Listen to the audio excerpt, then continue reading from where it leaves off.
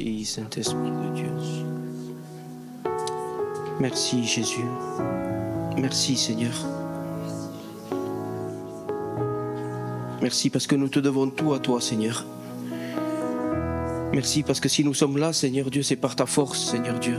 C'est par ton esprit, Seigneur. Et ce n'est pas par nos capacités à nous, ce n'est pas par notre propre force. C'est parce qu'aujourd'hui, tu es notre source, Seigneur. La source à laquelle, Seigneur Dieu, nous pouvons venir constamment, Seigneur Dieu. Merci pour mes frères et pour mes sœurs. Merci parce que tu nous as rachetés à un grand prix, Seigneur. Et parce que tu as fait de nous aujourd'hui ton Église, Seigneur Dieu. Merci de vouloir compter sur nous, Seigneur. Merci d'être participant à ton œuvre, Seigneur. À toi soit la gloire, Jésus.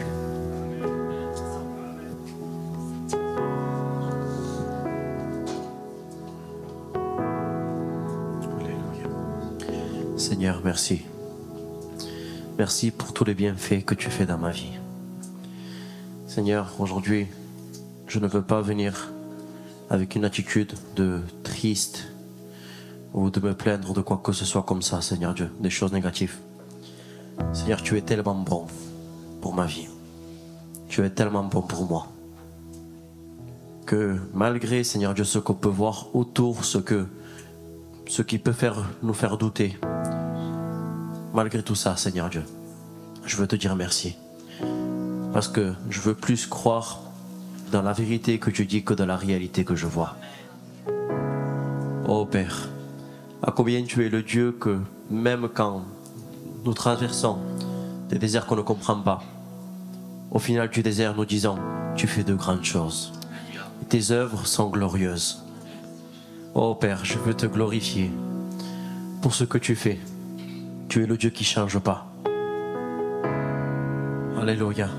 Parfois nous on peut changer. Mais malgré que nous on change, avec raison toi tu pourrais changer, mais non, tu restes toujours fidèle. Tu restes toujours le même. Alors c'est pour ça, Seigneur Dieu, que dans cette journée, je veux te dire merci. Merci de ton amour. Merci de ta compassion. Merci de ta patience, Seigneur. Alléluia.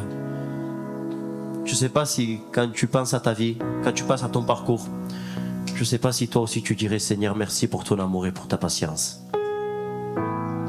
Et cela nous ne fait pas rabaisser, mais au contraire, c'est quelque chose qui nous fait lever. Parce que si Dieu est pour nous de cette manière-là, on comprend que rien ne sera contre nous. Alléluia. Vous savez, avant de louer, j'aimerais qu'on commence à remercier Dieu, à prier. Dans la Bible, nous voyons beaucoup d'exemples que Josaphat, avant que Dieu lui dise de louer, la Bible dit qu'il pria. Paul et Silas, quand ils sont en prison, avant de louer, la Bible dit qu'ils priaient aussi. La prière, c'est le commencement de tout. Commence à prier, commence à remercier ton Dieu avec des actions de grâce. Même dans ton silence, commence à remercier Dieu. Même sans parole, commence à remercier Dieu.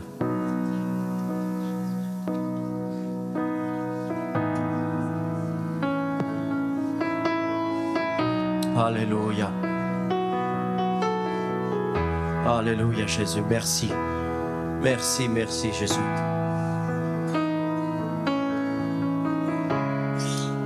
Alléluia. Alléluia. Vous savez, il y a une expérience qui me vient. Vous avez pensé, c'est ma fille, elle avait à peu près 2 mois. On était à l'hôpital de Narbonne. Et là, ils avaient trouvé plusieurs choses. Une infection, un reflux, et beaucoup de choses. Et moi, je priais en contre de toutes ces choses. Je ne savais pas en premier ce qu'elle avait. Et je priais, je priais, je priais. Et là, des paroles venaient. Et des paroles plus fortes nous disaient qu'elle avait des choses plus graves. Donc je chassais, je chassais. J'étais en train de chasser. Et je voyais qu'il n'y avait pas de résultat. Ma fille pleurait. Et à un moment donné, je m'étais reposé. Et après de m'avoir reposé, Dieu me parle. Et il me dit, c'est moi qui ai la dernière parole. Juste après avoir dit ces paroles, que Dieu me dit ces paroles, les docteurs viennent, ils ont dit beaucoup de paroles qui avaient un problème dans le cœur. Quelqu'un m'avait dit que, au final, c'était une infection. Et quelqu'un m'avait dit qu'elle avait passé ça avec son fils et qu'elle ne me le souhaite pas, ce qu'elle a passé. Et tout cela, c'était des paroles pour m'agiter. Mais j'avais gardé ma foi sur ce que Dieu m'avait dit, que c'est lui qui a la dernière parole. Et au final, je me suis rendu compte que dans chaque épreuve, c'est comme ça. C'est Dieu qui a toujours la dernière parole. Alors commence à te réjouir, parce que Dieu, il est le Dieu qui fait de grandes œuvres. Alléluia. On a un Dieu bon, l'église. Alors si tu as un Dieu bon, commence à te lever, on va commencer à louer notre Dieu. Alléluia. Alléluia Seigneur. Merci pour tes œuvres. Merci pour ce que tu fais. Alléluia Jésus.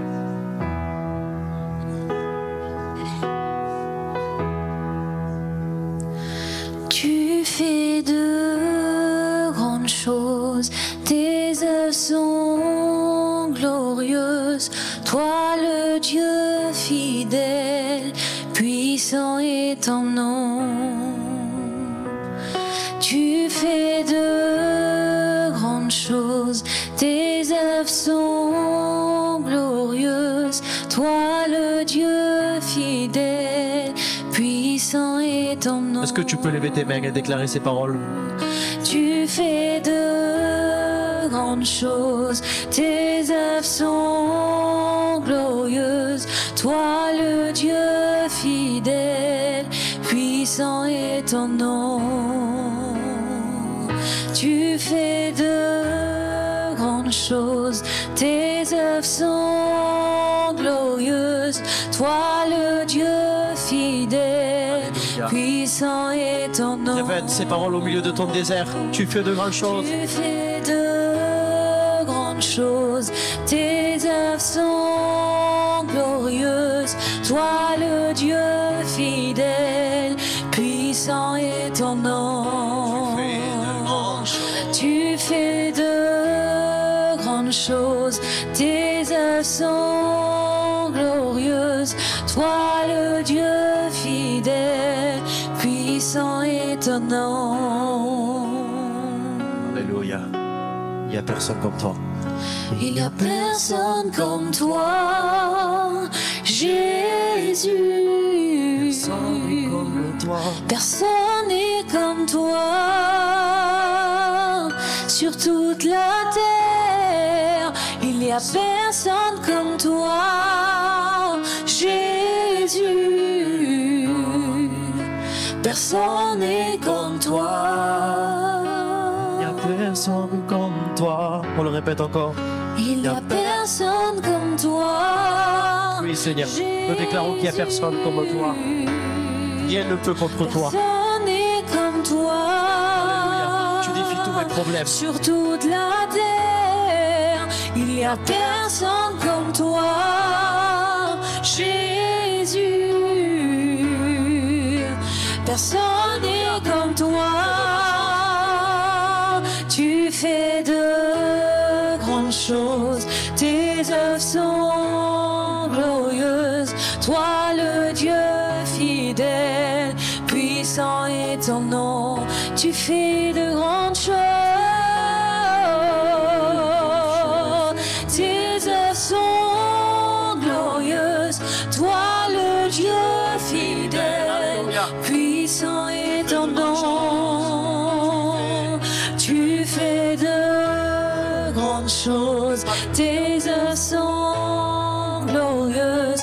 Toi le Dieu fidèle, puissant est ton nom. Tu fais de grandes choses, tes œuvres sont glorieuses.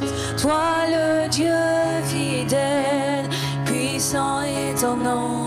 Et nous chantons Alléluia, Alléluia, Alléluia, Alléluia, Alléluia, Alléluia, Alléluia. Oh, oui, puissant est ton nom. Alléluia, Alléluia, Alléluia, Alléluia, Alléluia. Puissant est ton nom. Puissant est ton nom. Puissant est ton nom. Puissant est ton nom. Oui, puissant est ton nom. Puissant est ton nom. Puissant est ton nom. Glorieux est ton nom. Glorieux est ton nom. Glorieux est ton nom. Glorieux est ton nom. Jésus est ton nom. Jésus est ton nom. Jésus est ton nom. Jésus est ton nom. Jésus est ton nom. Tu fais de grandes choses. Tes œuvres sont glorieuses. Toi le Dieu fidèle, puissant est ton nom. Tu fais de grandes choses, tes œuvres sont glorieuses. Toi le Dieu fidèle, puissant est ton nom. Tu fais de grandes choses.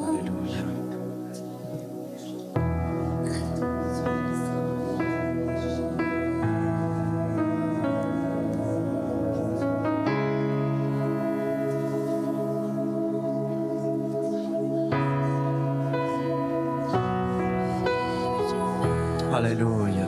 Tu fais de grandes choses. Alléluia. Ce n'est pas juste que des paroles, c'est une déclaration. Tu fais de grandes choses dans ma vie. Et merci, Seigneur, pour ces choses. Merci pour ces choses, Seigneur. Alléluia. Oh, ton peuple t'adore, Seigneur. Ton peuple te loue parce que tu fais de grandes choses dans la vie de tes enfants. Oh Seigneur Dieu, aujourd'hui nous reconnaissons que tu es bon et tu renouvelles ces bontés en nous. Alléluia. Et Seigneur Dieu, en retour, en réponse, nous te disons, tu es bon, nous t'adorons, nous t'aimons Seigneur. Alléluia. Puissant est ton nom. Alléluia.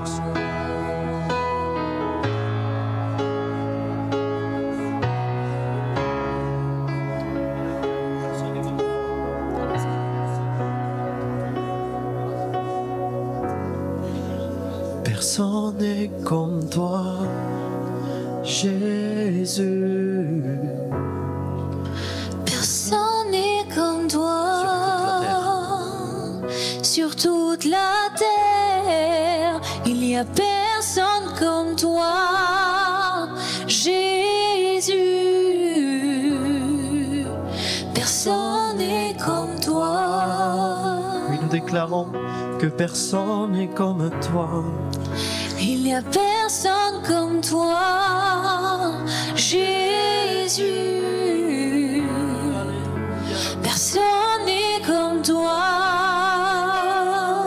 sur toute la terre. Il n'y a personne comme toi, Jésus. Personne n'est comme toi. Tu fais de grandes choses, tes œuvres sont glorieuses. Toi le Dieu fidèle, puissant est ton nom. Tu fais de grandes choses, tes œuvres sont glorieuses. Toi le Dieu fidèle, puissant est ton nom. Alléluia.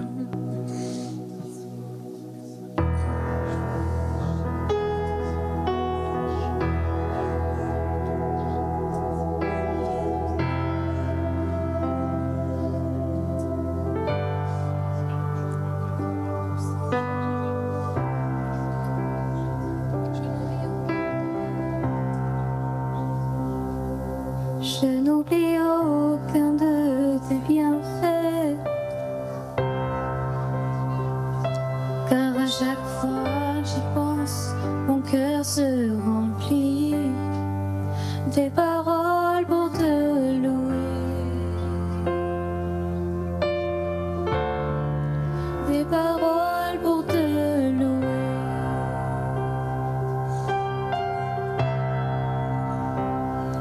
Je n'oublie aucun de tes bienfaits, car à chaque fois j'y pense, mon cœur se remplit des paroles pour te louer, des paroles pour te louer. Alléluia. On va répéter encore ces paroles. C'est tellement profond. Écoute bien ces paroles. Je n'oublie aucun de ses bienfaits,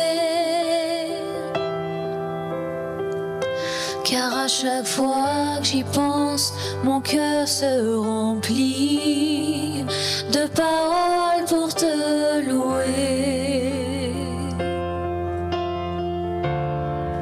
de paroles pour te louer. Oui, Seigneur. Je n'oublie aucun de tes bienfaits. Je n'oublie aucun de tes bienfaits, car à chaque fois que j'y pense, mon cœur se remplit de paroles pour te louer, de paroles pour te louer.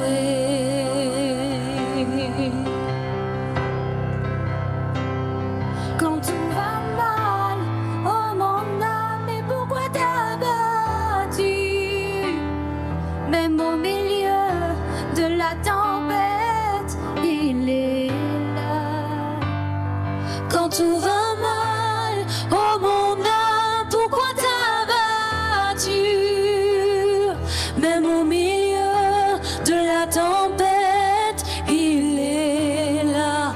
Moi je le louerai encore. Moi je le louerai encore.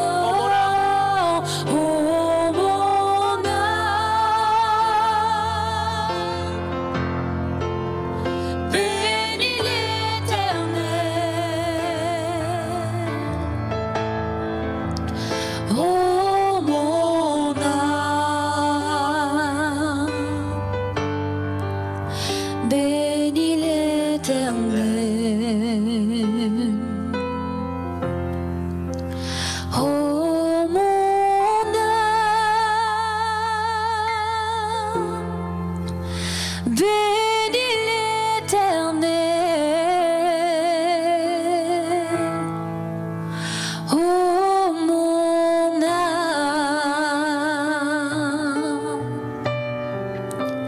bénis l'Éternel. Alléluia. Nous voulons louer l'Éternel parce qu'il est celui qui fait toujours de grandes choses. Et peut-être l'ennemi t'a dit dans ta pensée, avec moi ils ne peuvent pas faire de grandes choses parce que moi je n'ai rien, parce que moi je ne suis rien. Le Saint-Esprit voudrait te rappeler qu'avec 5 pains et 2 poissons, il a pu faire de grandes choses.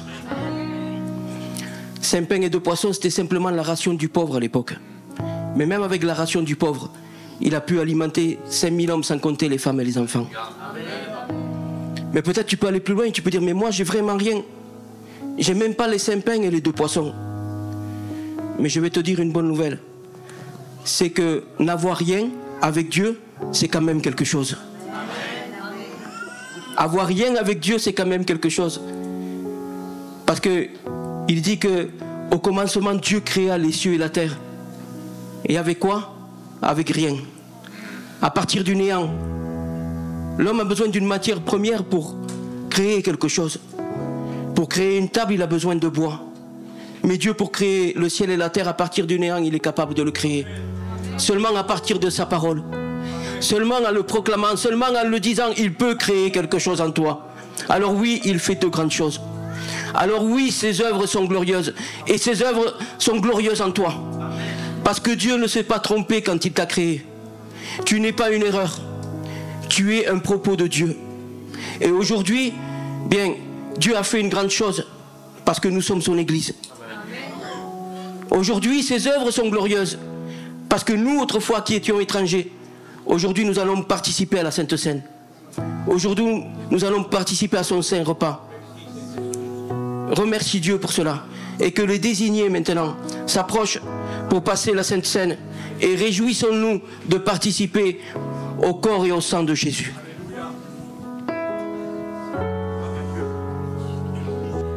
Alléluia. J'aimerais que Frédéric puisse prier. Alléluia. Seigneur, nous t'adorons et te glorifions parce que tu es un Dieu merveilleux. Amen. Parce qu'il est vrai, Seigneur, que de rien tu as fait quelque chose. Oui, Jésus. Seigneur, nous étions rien que sans toi. Et aujourd'hui, nous sommes ici en train d'adorer le véritable Dieu. Alors, je nous demande de me rappeler, Seigneur mon Dieu, Père, encore ce matin, de ce merveilleux sacrifice. Amen. Où tu as donné ta vie pour chacun de nous. Alléluia. Ces yeux, Seigneur mon Dieu, nous regardent encore aujourd'hui avec plein d'amour. Comme l'a dit le frère, Seigneur. Le prénom de chaque personne qui est ici, tu le connais. Amen.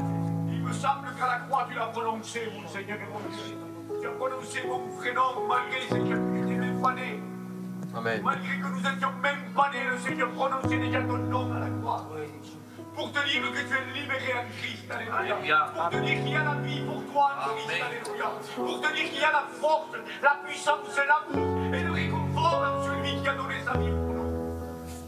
Et ce matin, Seigneur, nous sommes ici pour juste te dire merci. Et nous rappeler cette gloire en élevant ce pain et ce vin. Nous nous rappelons ce que tu as fait, alléluia. Une victoire, et c'est sur cette victoire que nous vivons. Merci, Père. Merci pour ton amour. Reçois notre Dieu et notre Père, alléluia. L'adoration de ton Église, reçois-la ce matin. Comme un parfum, au nom de Jésus. Nous t'aimons, Jésus. Nous t'aimons, Jésus. Alléluia. Et nous disons, Saint-Esprit, Ceux qui sont baptisés par immersion se lèvent. manifeste-toi ce matin pour faire du bien, pour consoler, pour guérir et pour renouveler. Merci, Saint-Esprit. Amen.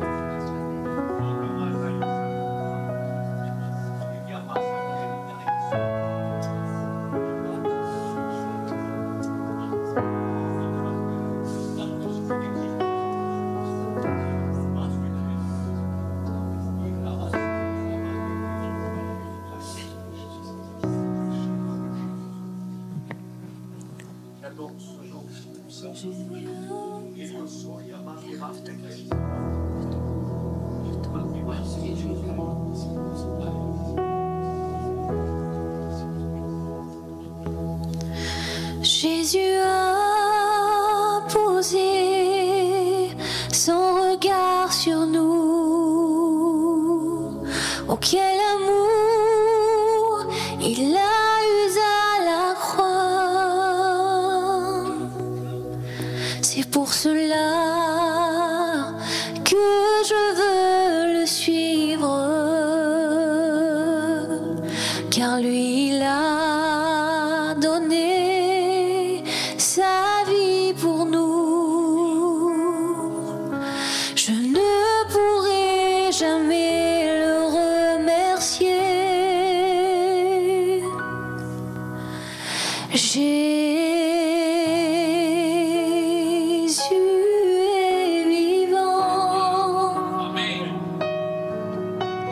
Jésus est présent. Je sais qu'un jour il viendra nous chercher pour l'éternité sur les nuées, pour l'éternité sur les nuées. Jésus a posé son regard sur nous. Oh, quel amour il a eu à la croix. C'est pour cela, oui, que je veux le suivre, car lui il a donné sa vie pour nous. Je ne pourrai jamais le remercier. Jésus est vivant. Jésus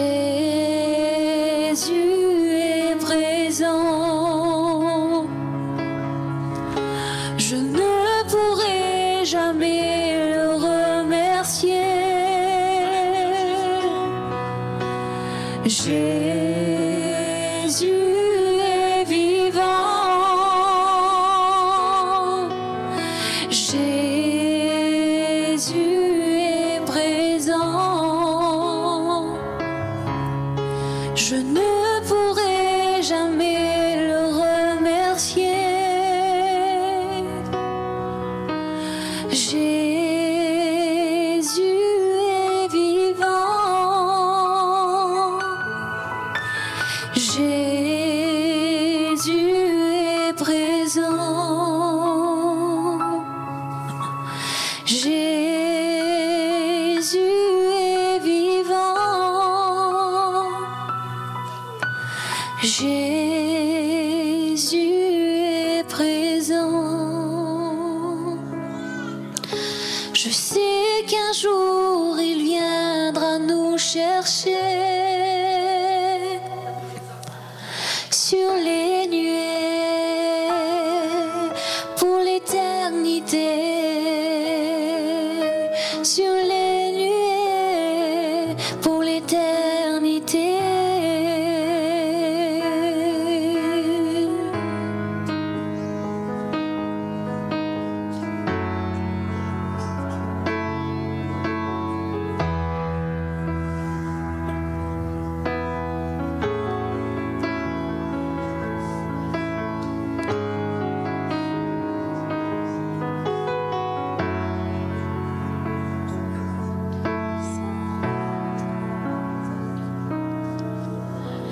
Personne n'est comme lui, personne n'est comme lui, non personne n'est comme lui, comme Jésus de Nazareth. Personne n'est comme lui, non personne n'est comme lui, personne n'est comme lui, comme Jésus-Christ de Nazareth. Personne n'est comme lui, personne n'est comme lui, non personne n'est comme lui, comme Jésus-Christ de Nazareth. Personne n'est comme lui, personne n'est comme lui, personne n'est comme lui, comme Jésus-Christ de Nazareth. Tu m'as pardonné, je suis entrée dans ta présence. Tu m'as relevé, prosterné, je veux t'adorer. Tu m'as pardonné, je suis entrée dans ta présence. Tu m'as relevé, prosterné, je veux t'adorer. Tu m'as pardonné, je suis entrée dans ta présence. Tu m'as relevé, prosterné, je veux t'adorer. Il n'y a pas de lieu plus haut, plus grand que d'être à tes pieds, que d'être à tes pieds. Il n'y a pas de lieu plus haut, plus grand que d'être à tes pieds, que d'être à tes pieds. Il n'y a pas de lieu plus haut, plus grand que d'être à tes pieds, que d'être à tes pieds. Il n'y a pas de lieu plus haut, plus grand que d'être à tes pieds, que d'être à tes pieds.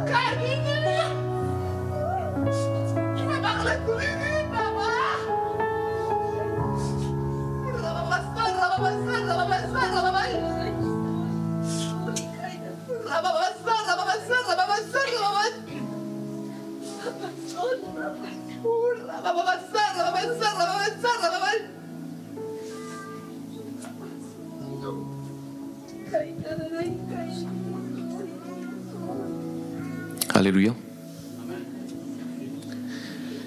Vous savez, c'est très difficile de passer à la deuxième étape de la réunion, parce que personnellement, je passerai ma vie dans la louange et dans l'adoration, même si je ne chante pas.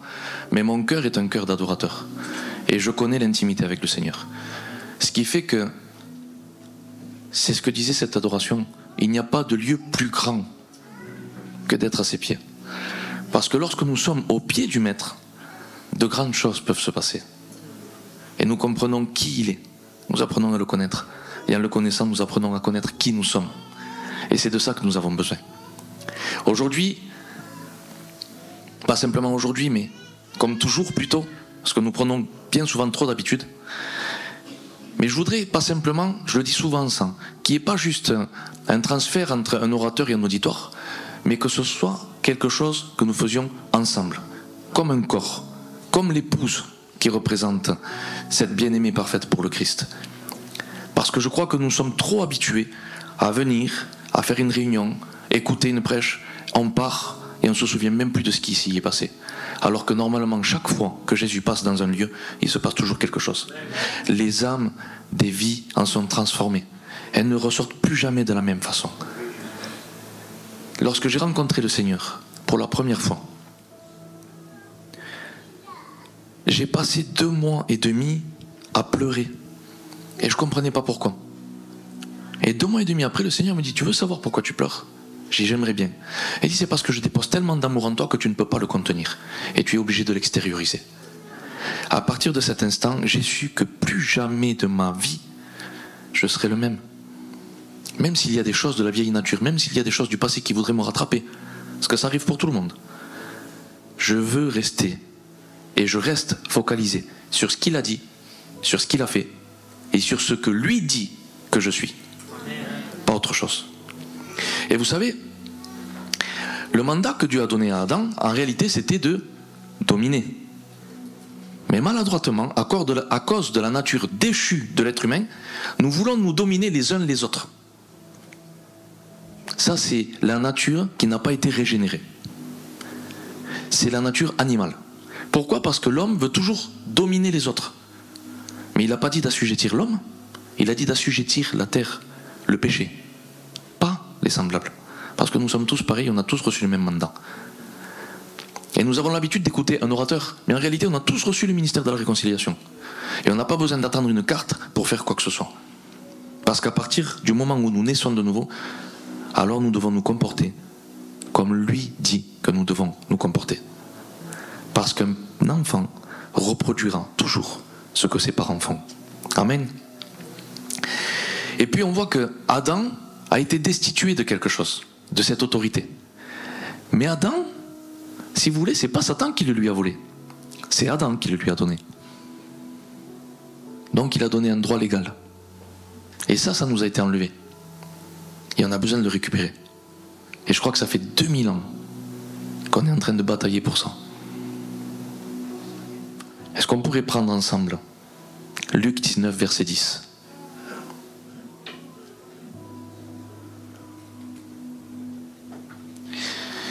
Trop souvent, il y a des choses que nous avons reçues, mais que nous n'apprenons pas à garder. Et le Seigneur vient avec des rappels réguliers et nous dit de faire attention. Et il est écrit dans Luc 19 au verset 10, « Car le Fils de l'homme est venu pour chercher et sauver ceux qui étaient perdus. » Remarquez le mot « ceux ». S'il parlerait de nous autres, ça serait écrit C-E-U-X. Mais il ne parle pas d'un être humain. Il parle de quelque chose. Qu'est-ce qui a été perdu? À votre avis, qu'est-ce qui a été perdu? Amen. Et en même temps, ce qui a été perdu, c'est aussi l'intimité avec Dieu. C'est de là que naît le salut. L'intimité avec Dieu et aussi la domination terrestre, le mandat qui nous avait été assigné. Parce qu'on a perdu la conscience de qui Dieu avait fait de nous. Des fils de Dieu ou des filles de Dieu. Donc Jésus est venu pour chercher justement ceux qui avaient été perdus. pas nous autres, mais vraiment susciter tout ce que nous avons donné inconsciemment à l'ennemi de notre âme. Pourquoi est-ce que vous croyez aujourd'hui qu'on a autant de problèmes dans nos vies? On va y venir tout à l'heure. Et chaque fois que je pense à quelque chose, je suis toujours ramené au texte de Romains 12. Et lorsque nous n'apprenons pas à être renouvelés dans notre intelligence, dans nos pensées, on est toujours ramené en arrière dans le vieux schéma répétitif, dans le vieil homme, la nature déchue. Mais ça, c'est plus nous. En réalité, ce que Adam a perdu, Jésus est venu le reprendre et nous le transmettre. Parce qu'il est écrit, vous recevrez une puissance. Acte 1:8. Et vous serez mes témoins. Et cette puissance porte le nom de dynamis, qui signifie puissance explosive. Mais malheureusement, on reste focalisé sur Dieu le Père, Dieu le Fils, mais il semblerait que dans nos églises, le Dieu Saint-Esprit est pratiquement absent, parce qu'on n'a pas appris à l'honorer. Alors que Adam avait une communion étroite avec son Père, si vous prenez la généalogie dans le livre de Matthieu, de Jésus jusqu'à Adam, il est écrit un tel, fils d'un tel, un tel, fils d'un tel. Et quand on arrive à Adam, il est écrit Adam, fils de Dieu. Mais aujourd'hui, on a la même nature, nous. On est tous filles et fils de Dieu. Amen. Alors pourquoi est-ce qu'on vit une vie misérable et médiocre? Pourquoi est-ce qu'on continue de se comporter comme avant? Alors je suis chrétien, moi. Ouais, ça je peux le dire, je suis un chrétien. Mais je ne suis pas toujours à la hauteur. Je ne suis pas toujours au top niveau. Et le problème ne vient pas de lui, il vient de moi. Il ne vient même pas du diable, le problème. Il vient de moi. Parce qu'il y a des écrits, j'ai une nature renouvelée, que je n'emploie pas toujours, et j'ai le Saint-Esprit. Donc, je ne peux m'en prendre qu'à moi-même. Même lorsque nous nous fâchons des fois avec des gens, la faute, elle est à nous. Moi, je suis quelqu'un de très impulsif. Enfin, j'étais. Mais j'ai une nature très hargneuse. Et si des fois il y a des choses qui me rattrapent, ben ça vient de moi, ça vient pas des autres. J'ai toujours le choix de me mettre en colère ou pas. Mais ça produit rien de bon. Et ça attriste le Saint-Esprit. Et justement l'exhortation nous dit de ne pas attrister le Saint-Esprit. Et à cause de tout ce que nous avons perdu, eh bien ça a créé comme des défaillances en nous, comme des dissonances. On appelle ça aujourd'hui, dans le jargon scientifique, une dissonance cognitive, même neurologique. Et Paul dira, lorsque je veux faire le bien, c'est le mal qui s'attache à moi. Donc c'est-à-dire, il y a une contradiction entre ce que je fais et ce que je dis. Ça ne va pas. Et nous, c'est la même chose. Je suis un chrétien, moi. Mais des fois, ça ne va pas dans nos vies à cause d'une mentalité qui n'a pas été encore renouvelée. On se comporte toujours comme avant.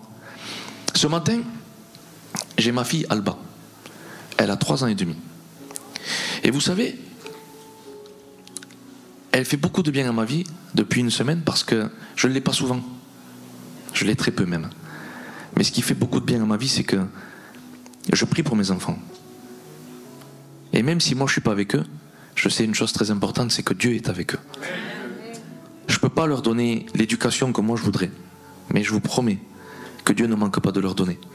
Parce que même avec 3 ans et demi, elle me parle de Jésus. Elle prie pour moi. Elle aime la réunion. Quand on finit une réunion, elle me dit « Papa, c'était trop bien les cantiques ». Alors, si l'attitude d'un enfant de 3 ans et demi me plaît à moi, imaginez à quel point nous pouvons être agréables à notre Père. Mais il y a un comportement. Elle m'est agréable parce que c'est son comportement qui me plaît. C'est ses paroles, c'est son attitude.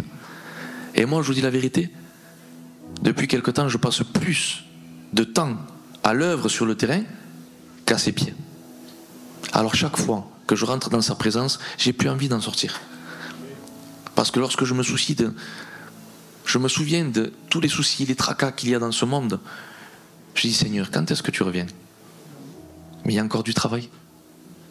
Il y a tellement de monde qui manque à l'appel, tellement de gens qui souffrent, tellement de gens qui ont besoin de libération, d'être libérés du vieux schéma de pensée de ce monde corrompu et perverse. Et si nous ne le faisons pas, qui va le faire? Je voudrais qu'on lise un autre passage, dans Acte 3, au verset 19.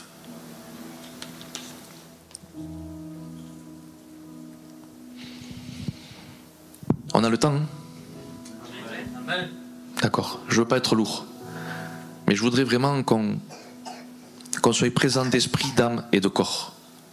Il est écrit, repentez-vous donc et convertissez-vous pour que vos péchés soient effacés, afin que des temps de rafraîchissement viennent de la part du Seigneur.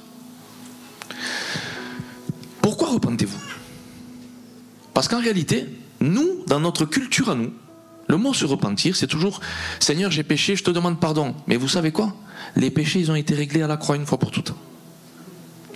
Et ça, on n'a pas appris à se comporter comme ça.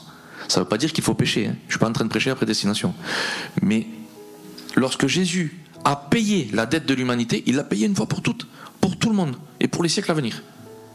Ce qui se passe, c'est que nous n'avons pas appris à nous comporter. Et lorsque Jean le Baptiste prêchait le baptême de repentance, la repentance, il est en train de prêcher la métanoïa. La métanoïa, qu'est-ce que c'est? Qui c'est? Amen. C'est le renouvellement de la pensée, de la mentalité, de la façon de voir les choses. Donc Jean le Baptiste n'était pas en train d'annoncer demander pardon à Dieu, parce qu'il savait s'il faisait bien ou mal, ils avaient la loi. Donc c'était fait ou ne fait pas. Si tu fais, tu seras béni. Si tu fais pas, ou si tu fais mal, ben, tu seras maudit. Donc les Juifs n'avaient pas besoin de ça. Mais nous, c'est encore une autre culture. Une culture occidentale. On s'est un peu, j'ai envie de le dire comme ça, on a gitanisé l'évangile. Et c'est pour ça qu'il y a énormément de choses chez nous qui ne vont pas. Je le dis souvent, moi je suis gitan. Un vrai gitan. Mais là où ma culture est présente et que celle du royaume arrive, la mienne elle s'arrête. Même si c'est difficile, même si ça me coûte. Des fois je suis obligé de parler avec des gens et ce que j'entends et les paroles que je dois prononcer, j'ai pas envie de les dire. Mais pas envie du tout. Parce que chez nous, il y a même des tabous. Mais la culture du royaume, elle n'est pas comme ça. Et Jésus n'avait pas de tabou. Pourquoi? Parce qu'il était capable de dire à un pharisien, ne condamnez pas cette femme-là. Il était capable, je le crois, c'est pas écrit mais c'est moi qui le dis, de coller son visage à quelqu'un qui avait une lèpre.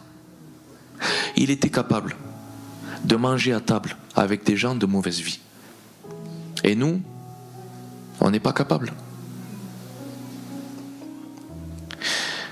Il y a un prix à payer pour être différent. Malheureusement, on se conforme trop souvent au siècle présent et non plus à la culture du royaume. Nous, on a été critiqués parce qu'avec le respect que je dois à tout le monde, on a témoigné à des femmes qui étaient prostituées, à des gens qui étaient SDF, à des gens qui ont... Je ne vais pas rentrer dans tous les détails, parce que je ne voudrais pas mettre mal à l'aise les gens. Mais tout ce que vous pouvez penser, imaginez ce qu'il y a de pire pour vous. Eh bien, on a eu affaire à des gens qui ont vécu des atrocités. Et vous croyez que ces gens-là n'ont pas besoin de nous? De Dieu plutôt, qui vient de nous? Moi, je crois que oui. Parce que moi, si un jour, ça serait mes enfants qui le vivraient, je vous promets que je m'en fous de qui c'est qui va jeter la bouée parce qu'ils sont en train de se noyer. Je leur dis, prenez-la. Prenez-la. Et ne frappez pas la main qui vous a été tendue. Et un jour, quelqu'un nous a tendu la main. Quelqu'un nous a témoigné. Quelqu'un nous a dit que Dieu nous aimait, qu'il y avait une solution pour nous. Que le péché, c'était pas une fatalité, mais qu'on pouvait en faire aussi une opportunité. De pouvoir dire aux autres, même si pour toi, c'est un final, eh bien Dieu n'a pas dit que c'était un point, mais une virgule. Alléluia. Et il est écrit, convertissez-vous. Convertissez-vous pour que vos péchés soient effacés, afin que des temps de rafraîchissement viennent de la part du Seigneur. Ces temps de rafraîchissement, on ne peut pas les vivre si on ne prend pas conscience de la culture du royaume et du Saint-Esprit qui est à l'œuvre. Parce que comment voulez-vous vivre un rafraîchissement dans votre vie si vous restez focalisé sur tout ce qui ne va pas? Ça veut dire que votre système de pensée, il est erroné. Amen. Vous êtes avec moi? D'accord, parce que chaque fois que je viens ici, j'entends pas beaucoup. Donc, regardez, je vous donne un exemple. Dieu nous dit d'assujettir la terre. Amen. Alors pourquoi est-ce que nous, on essaye de s'assujettir les uns les autres? C'est pas bon. On s'y prend mal. Et il dit que nous serons, ou même aujourd'hui, nous sommes des bénis de Dieu. Alors pourquoi est-ce qu'on cherche la bénédiction autour de nous? Si la bénédiction, elle est en nous. Je voudrais que tu précises, que tu répètes après moi. Je suis béni. Encore. Je suis béni. Amen. Et tu dois croire que tu es béni. Parce que ton comportement et ton attitude va définir ce que tu vas vivre pour les temps prochains et pour les gens qui seront autour de toi. Il est écrit que Dieu bénit Abraham et que toutes les nations de la terre seront bénies en Abraham. La bénédiction d'Abraham, elle n'est pas différente, hein. C'est la même que la nôtre. Parce que c'est la sienne. Alors pourquoi est-ce que vous voudriez que nous, on aille chercher à l'extérieur ce qui se trouve à l'intérieur? Ce n'est plus Emmanuel, Dieu avec nous, c'est Dieu en nous. C'est le Christ qui veut se manifester et être glorifié au travers de nous. Mais ce sont nos actes, nos comportements et nos attitudes qui nous empêchent justement de pouvoir émaner cette bénédiction autour de nous. Je disais hier soir encore à une sœur, souvent Dieu ne nous guérit pas parce qu'il nous fait guérison pour les autres. J'ai envie de dire que tu es un succès. Parce que sinon, Jésus ne se serait pas donné autant de mal, n'aurait pas autant souffert à la croix pour que tu ne sois pas matérialisé sur cette terre. Tu es le succès de Dieu. Je suis honoré, moi, d'appartenir à Dieu. Et je suis fier de pouvoir porter ce nom de la patrie céleste. Vous savez pourquoi? Parce que je ne le mérite pas. Et que c'est par grâce que je suis là.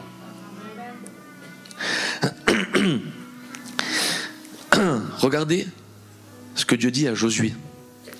Il lui dit, tout lieu où tu vas marcher, ce lieu, je te le donne.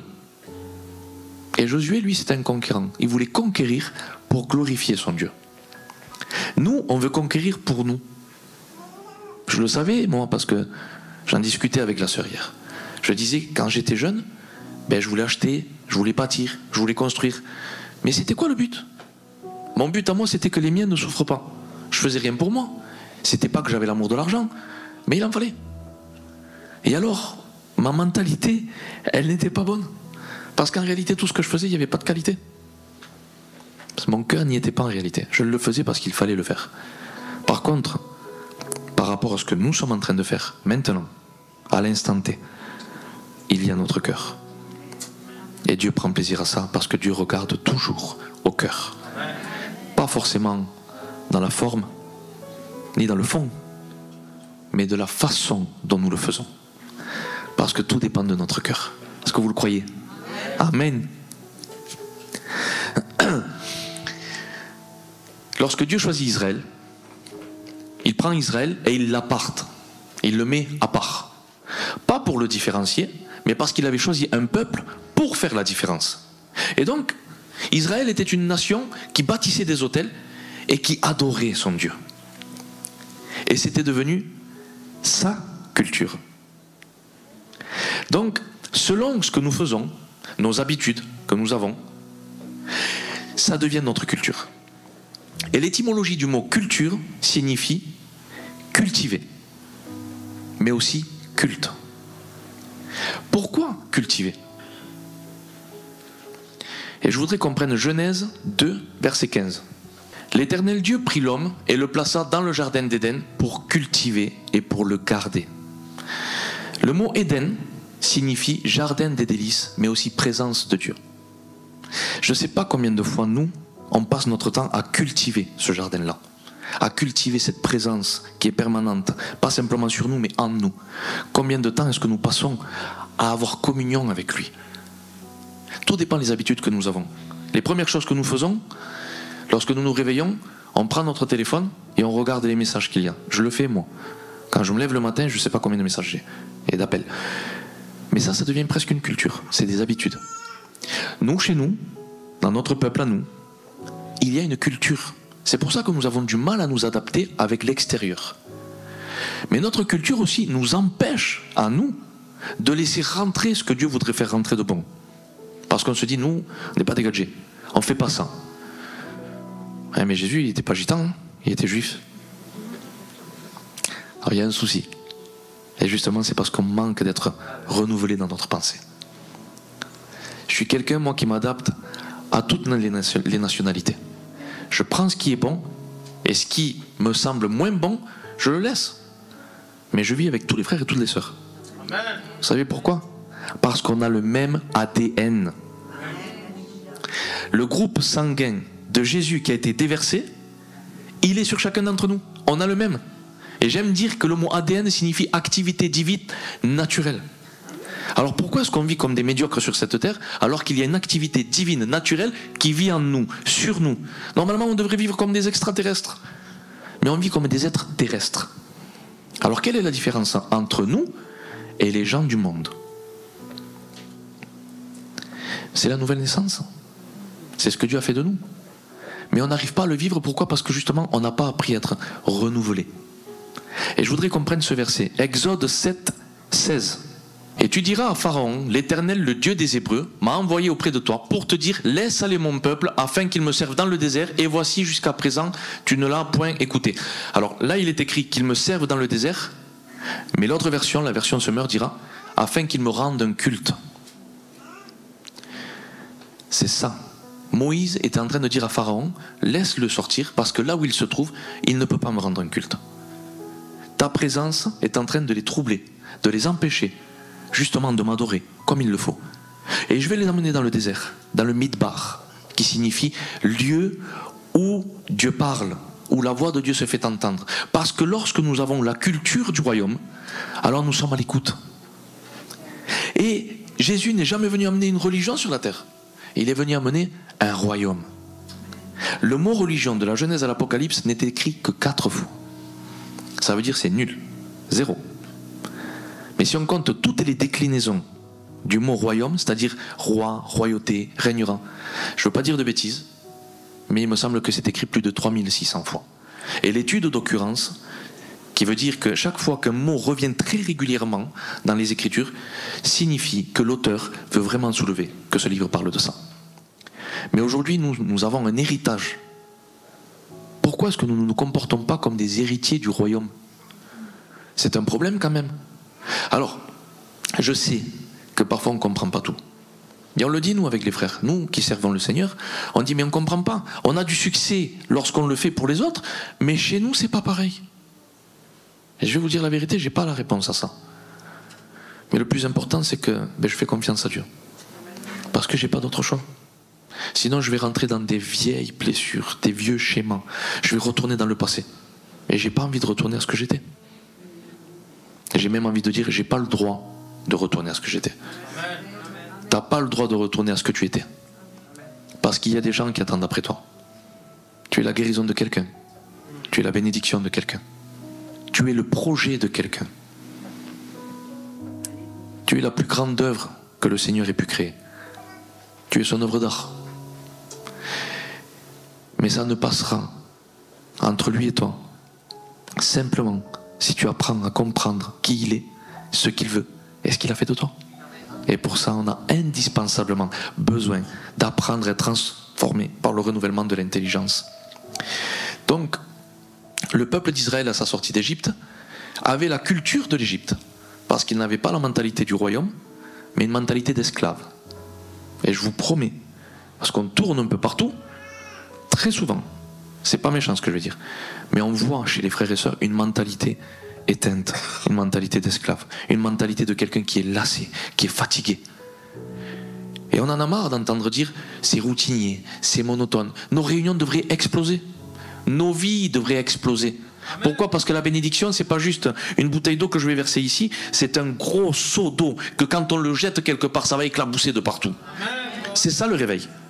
Pourquoi est-ce que nous on ne se comporte pas comme ça? À cause des blessures, du passé. Vous avez raison. Mais Jésus est venu justement pour nous restaurer. Et ça, c'est notre part, notre responsabilité. Nous devons, on a le droit et le devoir de guérir. Parce que si nous ne prenons pas soin de nous, alors cela veut dire que nous ne prendrons pas soin des autres. Parce qu'en nous laissant nous-mêmes abîmer, on laisse aussi les autres détruits. Vous comprenez? On n'a pas le droit de se comporter comme ça. Amen. Donc, lorsque Moïse est venu pour libérer le peuple israélite, il est venu le libérer pour pouvoir apporter, ou plutôt lui transmettre quelque chose, afin qu'il puisse apporter, établir la culture du royaume sur cette terre. Mais pour ça, il devait être mis à part. Parce qu'en Égypte, c'était la culture du monde. Et très souvent dans nos églises, on retrouve le monde. On condamne personne. J'ai été légaliste avant. Je crois que je ne le suis plus. Mais avant, peut-être je serais venu ici avec un costume 3 pièces, avec une grosse barbe. Et puis un jour, j'ai affaire à un jeune garçon. Et moi, normalement, j'ai un caractère où je passe avec tout le monde. Si j'arrive pas à connecter avec quelqu'un, c'est qu'il y a un problème. Et ce jeune garçon, j'arrive pas à l'accrocher. Et ça me met mal. Et je dis, il y a un problème quelque part. Alors je prie. Et le Saint-Esprit me dit, en fait, il t'a vu trop vieux. Je dis, mais qu'est-ce qu'il faut faire? Donc moi, j'avais à peu près une trentaine d'années. Et ce jeune garçon, il avait 14 ou 15 ans. J'avais le double de son âge. Mais qu'est-ce qu'il faut faire? Et le Saint-Esprit me dit, rase ta barbe, enlève tout ça, mets des jeans, un basket, un t-shirt, va le chercher pour manger. Et là, ça va passer. Et quand je vais chercher ce jeune garçon, je mange avec lui. Et je ne sais pas pourquoi, mais je sens que ce que je vais dire, c'est de Dieu. Et je lui dis, donne-moi 2 jours et tu pars plus de Béziers. Et là, il commence à parler, il me dit, c'est bon, je pars plus de Béziers. J'ai dit, comment ça se fait? Il dit, je vais t'expliquer. Quand je t'ai vu hier, je t'ai vu trop vieux. Et il dit, mais aujourd'hui, je vois que tu es comme moi. Et que tu es capable de t'adapter à ma version de vie à moi. Et il me dit, ce que tu sais pas, c'est que quand je t'ai vu, je savais que si j'avais affaire à toi, je serais obligé de donner ma vie à Dieu. Et je voulais pas. Ce jeune garçon n'avait jamais prié de sa vie, alors que son oncle, c'était mon responsable. C'est bizarre quand même. C'est comme si aujourd'hui, je suis serviteur de Dieu, et mon neveu n'a jamais entendu parler de Dieu, ou n'a jamais prié. C'est bizarre un peu. Et ce jeune garçon disait, il y a beaucoup de souffrance dans ma vie. Mais hier soir, j'ai fait quelque chose que j'ai jamais fait de ma vie. J'ai prié. Et j'ai pleuré comme jamais de ma vie. Et j'ai compris que Dieu m'aimait. Je lui avais pas parlé. Il voulait pas me parler de toute façon. J'ai juste prié. Et le Saint-Esprit est allé le localiser, est allé le bénir, et est venu instaurer une culture en lui. Parce qu'avec ses 14 ans ou ses 15 ans, il a compris que Dieu l'aimait et que Dieu avait un plan pour lui. Amen. Vous comprenez? La mentalité renouvelée va produire des choses dans notre vie que nous ne comprendrons pas toujours et que nous ne voudrons pas toujours, mais dont nous aurons toujours besoin. Alléluia. Je voudrais vous parler de 3 mots. Et je voudrais qu'on prenne le verset de référence, Romains 12, versets 1 et 2. On sait aujourd'hui que la métanoïa, c'est la transformation et le renouvellement de la pensée, ou dans notre façon de voir les choses. Et il est écrit dans Romains 12, verset 1, « Je vous recommande donc, frères et sœurs, à cause de cette immense bonté de Dieu, à lui offrir votre corps comme un sacrifice vivant, saint et qui plaise à Dieu, ce qui sera, de votre part, un culte raisonnable. » Ne prenez pas comme modèle le monde actuel, mais soyez transformés par le renouvellement de votre intelligence pour pouvoir discerner la volonté de Dieu, ce qui est bon, agréable et parfait. Là, il est écrit ce qui lui plaît. Mais normalement, c'est ce qui lui est agréable. Et vous savez qu'à partir du moment où le sang de Jésus recouvre notre vie, c'est comme ça que lui, il nous voit. Il nous voit bon, agréable et il nous voit parfait. Parce que c'est ce que Jésus représentait. Jésus a pu dire, pourquoi m'appelles-tu bon? Il n'y a que Dieu qui est bon. Mais Jésus est Dieu. J'ai pas entendu amen. Amen. Donc c'est de la même façon que Dieu nous voit. Et si nous n'apprenons pas à être renouvelés dans notre intelligence, nous allons nous comporter comme les gens du monde. Je ne dis pas qu'on va, avec le respect que je dois à tout le monde, boire, fumer, se divertir dans le monde, c'est pas ça. Mais il y a quand même une culture dans le monde. Alors pourquoi est-ce que Paul nous dit ça? Tout simplement parce qu'on ne peut pas se comporter de la même façon que les gens de l'extérieur. Et aujourd'hui, cette culture, on l'a perdue. Gloire à Dieu pour l'œuvre de Tout est possible. Je crois que c'est quelque chose d'extrêmement prometteur. Mais où sont passés, pas l'euphorie, cette essence du réveil, où le Saint-Esprit était en train d'être diffusé sur l'auditoire, où les gens étaient en train de pleurer, où ils avaient peur de partir en enfer parce qu'ils étaient conscients que dans leur vie, il y avait des choses qui n'allaient pas et qui n'étaient pas la gloire de Dieu. Et très souvent, c'était pas le péché qui était visible, le plus grave, c'était celui qui était invisible. Parce que ces gens-là ne pouvaient pas parler de tout et de n'importe quoi à n'importe qui. Mais ils savaient que s'ils restaient dans leur position, c'était fini. Et ils allaient passer leur éternité dans un endroit où même les démons ne veulent pas aller. Ça, frères et sœurs, on l'a perdu. On l'a perdu. On prêche énormément l'identité. Mais honnêtement, à quoi ça sert de prêcher l'identité si c'est pour pas la vivre? À rien. Nous, on dit qu'on a une culture, nous. Hein? Et on dit, les autres, c'est dégagé. Ouais, peut-être. Mais eux, ils en ont une, où la nôtre leur déplaît aussi. Pourtant, Dieu, c'est pas comme ça qu'il fait avec nous. Il vient et il nous aime comme nous sommes. Mais on a oublié tout ça. On a oublié que le seul et unique Dieu, pas idole, le seul et unique Dieu, c'est lui qui doit vivre en nous. Il doit être notre priorité en tout, pour tout et partout. Et c'est pas toujours le cas. Parce que quelqu'un qui vit sous l'effusion du Saint-Esprit, il y a des endroits où est-ce qu'il ne pourra pas aller. Nous, on est rentrés dans des endroits où vraiment c'était pour aller chercher quelqu'un, le sortir pour qu'il n'y retourne plus jamais. On y est allé une seule fois. On n'y est plus jamais retourné. Aujourd'hui, par rapport à la dénomination, on aurait été critiqué, on nous aurait dit ben, faut pas aller là-bas. Ça veut dire que tu es comme lui. Ouais, mais ça, c'est un jugement. C'est une condamnation. Et Dieu ne nous appelle pas à juger, mais à comprendre, à aimer, à aider. Ça, c'est la culture du royaume. Donc le mot métanoïa, c'est le renouvellement de l'intelligence. Il y a un deuxième mot qui vient derrière, c'est anakainos. Et c'est, si vous voulez, c'est un petit peu... Il y a métanoïa, anakainos et morphos. Le morphos, si vous voulez, c'est la transformation. J'ai pas donné ça à Luigi, mais j'aurais dû le faire. Imaginez une chenille à l'état de chrysalide. Donc au début, c'est une chenille, et il y a un processus de transformation. Et ensuite, il va devenir un papillon. Mais pour pouvoir devenir ce papillon, il faut passer par le processus de transformation. Et ça prend un temps d'incubation. Et nous, parfois, on veut brûler les étapes. Mais on ne peut pas faire ça, parce qu'on se casse la figure. Et nous, des fois, ben, il n'était pas né de Dieu. C'est pour ça qu'il est reparti dans le monde. Non, c'est qu'il n'a pas été assisté, il n'a pas été aidé, et il n'a pas été compris.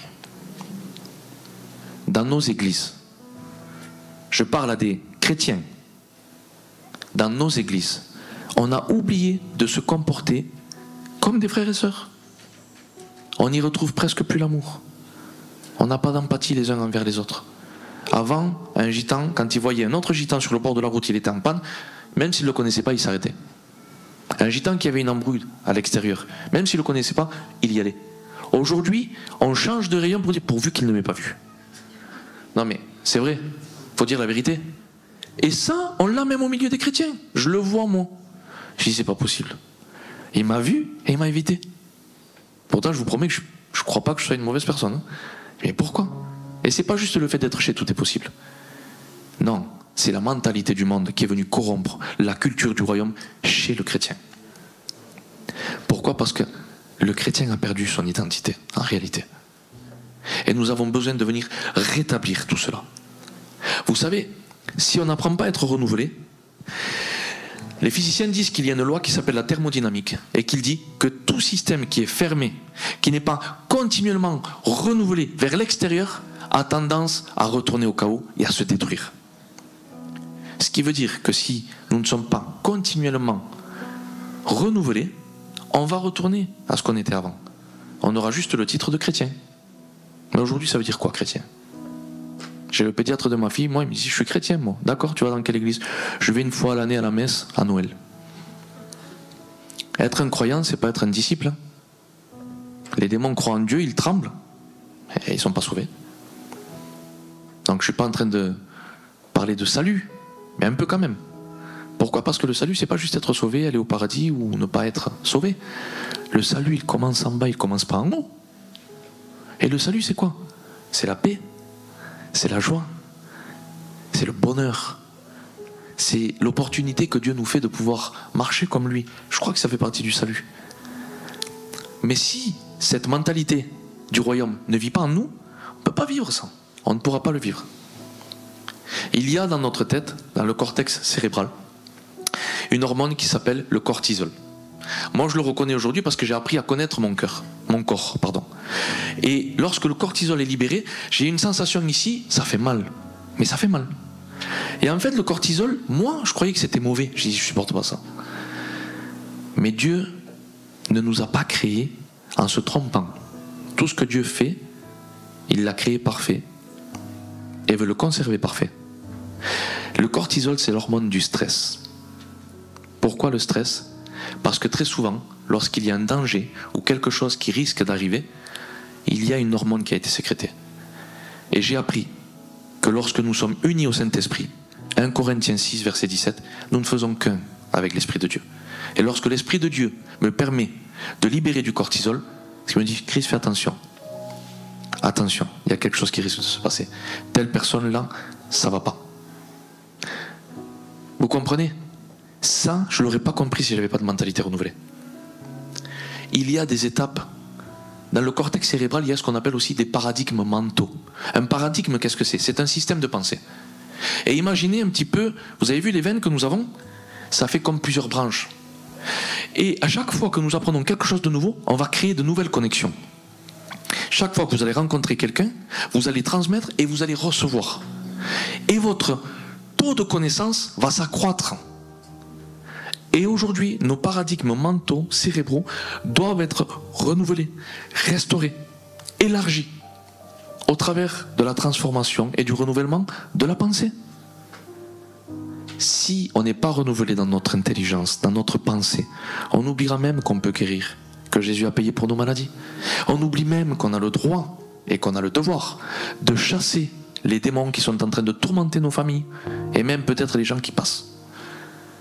On oublie même, les frères, on oublie même qu'il faut apporter cette bonne nouvelle du royaume aux autres parce qu'on a oublié cette culture du royaume. On va à l'église, c'est dimanche matin. Je vais prendre ma sainte scène, je vais prendre plaisir à écouter les louanges, et puis après je rentre chez moi, je vais faire une bonne grillade, et puis je sais pas, ce soir je regarderai le match. C'est pas ça. On peut le faire, il n'y a pas de problème. Hein? Dieu n'est pas contre ça. Mais il y a plus, il y a tellement plus que ça. Il y a tellement plus que ça. La transformation de tes pensées dans l'intelligence spirituelle va te permettre de pouvoir marcher avec la tête haute, de prendre conscience que tu es un ambassadeur et un représentant de la paix, de te souvenir que tu es la lumière et le sel de cette terre, pour ta génération, pour ta famille, pour les gens qui manquent à l'appel, les gens desquels tu as été séparé.